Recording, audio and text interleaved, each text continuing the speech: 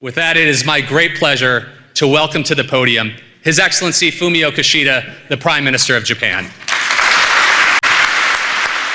Thank you for this opportunity to address you today. I also want to thank you for your heartfelt condolences on the death of my friend and great predecessor, former Prime Minister Abe. We Japanese will never forget your kindness. Almost 60 years ago, because of my father's job, I lived in Queens. Maybe you can tell that I have a hint of a New York accent. In 1960s America was a generous, diverse, colorful, and vibrant place to me.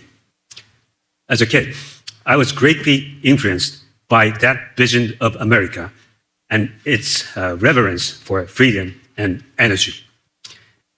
It was also here in New York that I encountered baseball, a sport that I love from the bottom of my heart. Today, Shohei Ohtani and Aaron Judge are indebted for the MVP under a nationwide spotlight. But when I came to the US, there was no Japanese in Major League Baseball. Later, while I was still in Queens, Masashi Murakami of the San Francisco Giants became the first Japanese to play in MLB here at the Mets game at Shea Stadium. He became my hero. After I returned to Japan, I played baseball on my high school team. I think baseball taught me values that I respect as a politician, such as teamwork, perseverance, and that the game isn't over until it's over.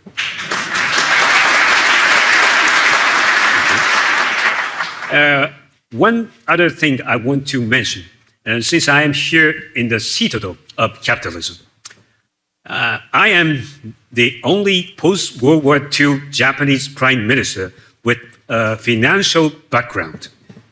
I worked as a banker in foreign exchange and corporate restructuring. That is why I feel about free enterprise the way Mark Twain felt about good whiskey. Too much is barely enough. So I have come here today to Wall Street, the center of the global economy, with this message. Japan's economy will continue to show strong growth. You can invest in Japan with confidence.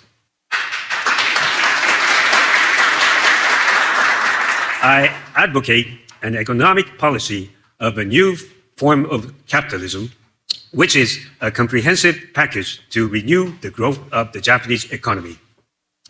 If I use my favorite player, Shohei Ohtani, as a metaphor, the defining feature of a new form of capitalism is that it is a two-way strategy. Of course, it is not to hit and pitch, but to promote growth and sustainability. I firmly believe that the creative energy of the private sector is crucial for prosperity and a strong economy. Growth will only be achieved if we harness this energy. At the same time, we must uphold sustainability by responding to the various risks that constrain our economy, such as global inflation, an unstable energy supply, climate change, and a declining birth rate, and an aging population, as well as increasingly severe security environment. Can Japan really accomplish great change? I'm here to say we can. History shows that we can. The Meiji Restoration and the post-war economic miracle are reminders of that ability. And now, once again, we can see changes happening in Japan. What I am proposing is to transform the various social challenges we face into engines of growth and to share the fruit of growth for even further growth. To meet these challenges, I intend to mobilize every possible policy instrument, including the budget, taxation, and regulatory reform. One very important policy is corporate governance reform. As a result of numerous reforms Japan has made in the last decade, the behavior of Japanese companies has significantly changed. ROE ratios have soared, and almost all companies now have independent outside directors.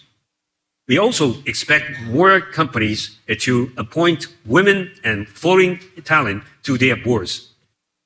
We have witnessed more companies undertaking vast corporate reforms not seen in the past, such as divesting non-core businesses and pivoting to new fields. We will accelerate and further strengthen corporate governance reforms in Japan, such as establishing a forum in the near future to hear from investors from around the world. I would also like to note that today marks the signing of the Memorandum of Understanding between the NYSE and the Tokyo Stock Exchange. We will continue with our TSE reforms we started this year and revive Japan as an international financial market. It has been 3 decades since the birth of the bubble economy in Japan. Since then, Japan has cut costs by tackling excessive debt, excessive investments, and excessive capital. We have achieved a slim, cost-sensitive economy as a result. But clearly, more is required. We face the challenge of investing in the future and developing an economy that consistently creates new value. Let me share Japan's 5 priorities. First is to invest in people. Digitalization and greening have drastically changed the economy. We know that the source of the great deal of added value will intangible, not tangible assets. And in particular, it will be human capital. So we will advance society where human capital is central. A labor market reform is my priority. Japanese labor management will be updated from a seniority-based lifelong employment system into a new Japanese system where job-based pay is located at its core through the cooperation between the government and business community. This will facilitate labor mobility and give birth to a circle in which paying higher wages attracts highly skilled personnel, thereby increasing labor productivity and level of salaries.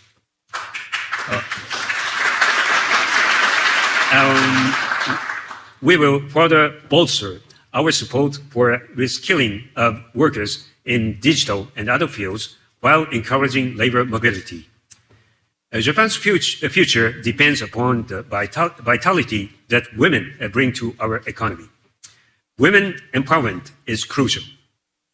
There has been a clear shift in the attitude of the younger generation. Over the past 10 years, the percentage of full-time female employees under the age of 35 has increased by 10%, or 0.6 million, even though the population of this generation decreased by 1.2 million over the same period. We are determined to clear the obstacles that hinder women's advancement because women must be at the core of the Japanese economy. We need women to pursue their careers and have families. This is no reason we cannot pursue both and help the declining birth rate.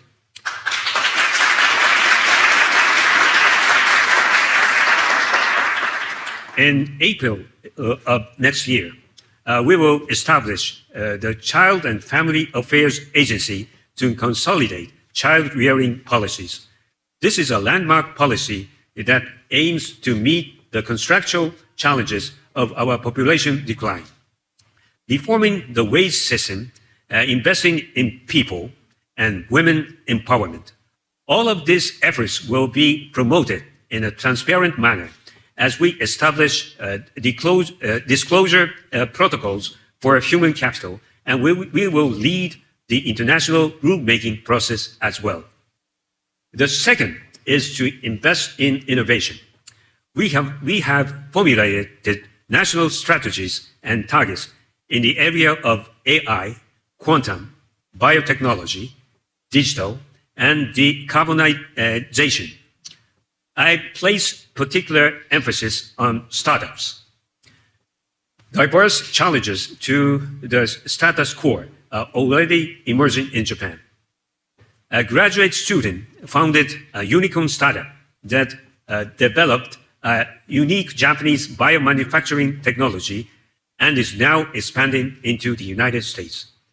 A female CEO who launched a novel network service in the consulting field acquired a U.S. company last year, and now the business has expanded to 190 countries across the globe. The energy brought by women and young people is the Japanese economy's hope for prosperity.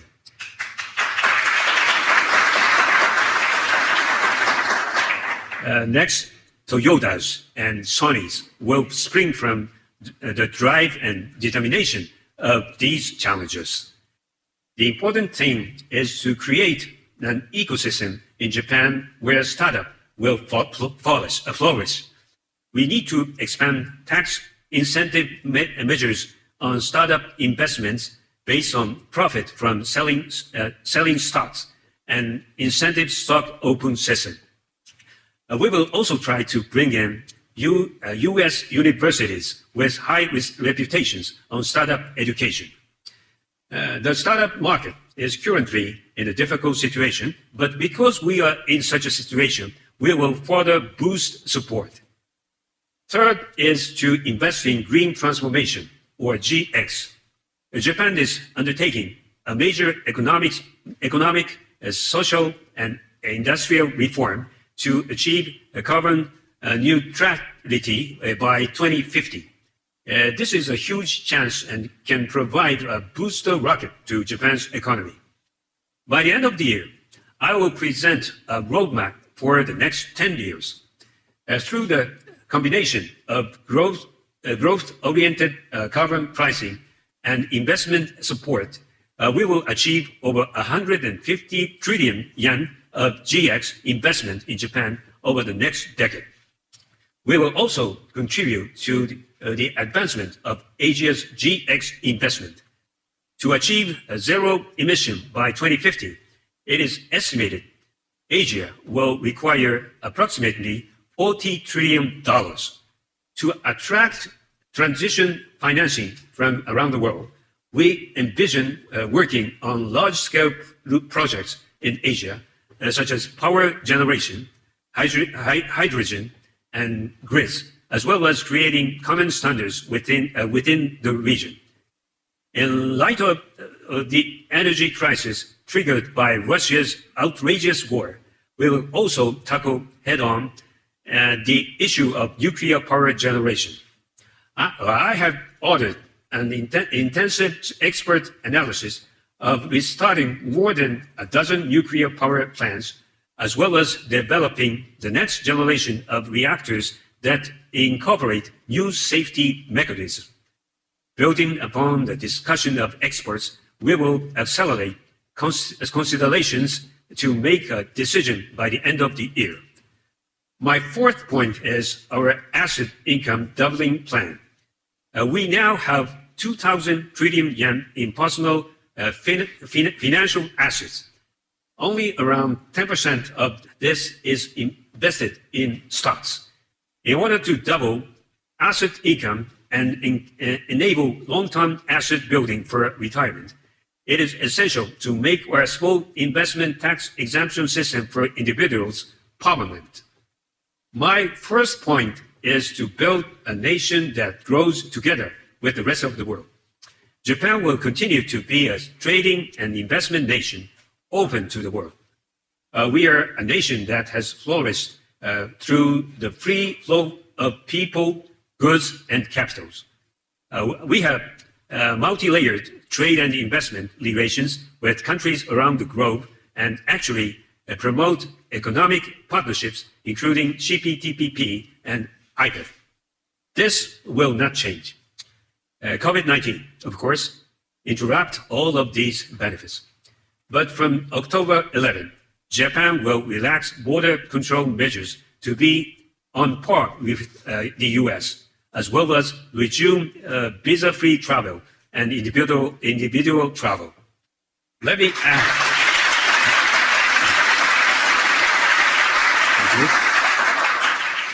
And let me add that next year, Japan will host the G7 Hiroshima Summit. It is the mission of the G7 to protect the prosperous global economy, as the G7's president. As a G7's president, I take that mission very seriously. And finally, let me say a few words about Japan-US cooperation. As allies, Japan and the US are good partners, not only in the field of security, but also in economics. Japan is the largest investor in the US, and the US is the largest investor in Japan. The number of American jobs created by Japanese companies is second out of all foreign countries. When Japanese companies prosper, so too does the US economy. We intend to further deepen this strategic relationship. When I met with President Biden in May, we agreed to strengthen cooperation on semiconductor manufacturing, which is key to our economic growth and security. Projects such as joint Japan-US investment in semiconductor plants and research into next generation semiconductors are already underway. Such supply-side investment under international coordination is globally crucial in addressing current inflation levels. It may be one of the important issues to be discussed at next year's G7. Ladies and gentlemen, let me start bringing this to a close by saying that I'm resolute in my ambition to make Japan as prosperous and energetic as the New York of my childhood and as the NYSE itself. This is nothing more thrilling in baseball than a comeback win. I'm here today to tell you that with the help of the Japanese people, we will revive and revitalize the Japanese economy. And for inspiration, we need look no further than to the dynamism of NYSE, which remains ever vibrant, ever renewing, and ever changing. Its market energy is so unrelenting, it can remake not just economic, but societies. I think you, and thank you for letting me share my vision of capitalism with you today at this very heart of capitalism, the New York Stock Exchange. And thank you for inviting me, and thank you for your hospitality. Thank you so much.